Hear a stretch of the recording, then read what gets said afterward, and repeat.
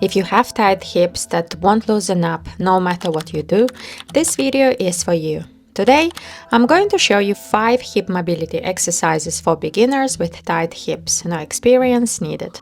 Before you start, I highly suggest that you take a foam roller, tennis ball or a massage ball and spend 1 to 3 minutes releasing your glutes, outer hip and inner thigh fast.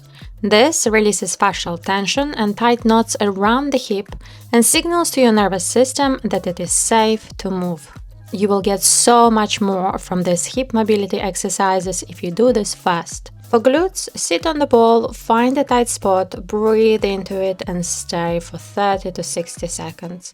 Outer hip, roll along the side, find a tight spot and again, breathe into it. Same for inner thigh. Great, now let's start with our hip mobility exercises. Exercise number 1, pelvic tilts. Lie on your back, knees bent, feet flat on the floor. Most people with tight hips have a pelvis that barely moves. Years of sitting locks it in one position. Before your hip joint can move freely, your pelvis needs to move first. This is where we start. Gently flatten your lower back into the floor. Squeeze your glutes and brace your core as you do this.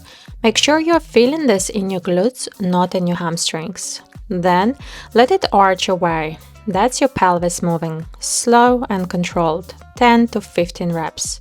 Every rep, squeeze the glutes at the end of the posterior tilt. Hold it for 2 seconds and release. Exercise number 2, glute bridge. This is one of the most important hip mobility exercises for tight hips because it does 2 things simultaneously. It activates your glutes, which are almost always switched off in people with tight hips, and it releases your hip flexors through reciprocal inhibition. When your glute fires, your hip flexor has to neurologically release. That's not stretching, that's your nervous system creating space in the hip joint. Starting position is the same as before, staying on your back, knees bent, feet flat on the floor, hip width apart. Now squeeze your glutes hard and drive your hips up as high as you can, making sure that you feel it in your glutes, not in your hamstrings. Brace your core, hold for 2 seconds at the top, lower slowly. 10 to 15 reps, slow and controlled. If your hamstrings are cramping, move your feet slightly further away from your body. That shifts the load directly into your glutes where it belongs. Exercise number 3, sideline hip rotation. This single exercise covers 4 directions of hip mobility simultaneously: external rotation, internal rotation, hip abduction, and hip adduction. For beginners with very tight hips, this is the most efficient hip mobility exercise you can do.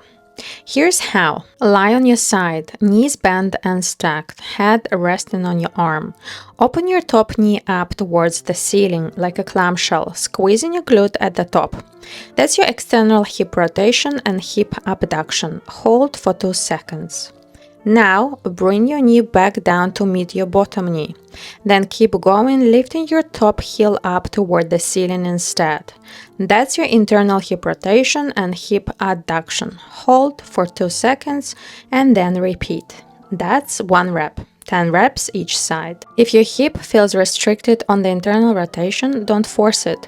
Work within your comfortable range. Hip mobility improves with consistency, not intensity. Exercise number 4, single leg active hip flexion. Lie on your back, one leg bent with foot flat on the floor. This is your staple base, keep it there throughout. Now bend your other knee toward your chest, then actively extend your leg toward the ceiling. Bend it back toward your chest, then slowly lower it toward the floor. That's 1 rep. The most important here is to keep your lower back flat on the floor throughout.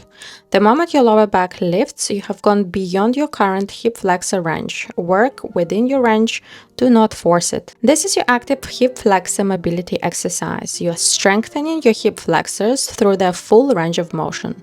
Every degree of that movement, your hip flexor is working. That's what creates lasting hip mobility, not stretching.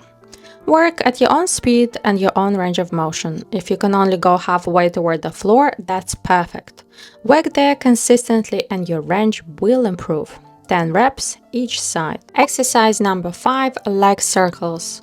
Place one yoga block or a water bottle on each side of your body. Hold a chair or wall if needed for balance. Lift one leg and slowly circle it forward to the side, back, and forward again to the starting position. That's one rep. The circumduction movement works all 4 directions of hip joint movement simultaneously: flexion, extension, abduction, and adduction. One exercise, whole joint. 5 circles forward and 5 circles backward, each leg. Start with lower blocks or objects if needed. And those are your 5 hip mobility exercises for beginners with tight hips. All 5 exercises are taken directly from my 6-week hip mobility program, designed specifically for beginners with tight hips who want lasting results, not temporary relief. I will add the link below. Do these 5 hip mobility exercises 3 to 4 times per week or daily if you can. Consistency is everything. Your tight hips didn't develop overnight and they won't change overnight, but stick with this and watch your hip mobility transform.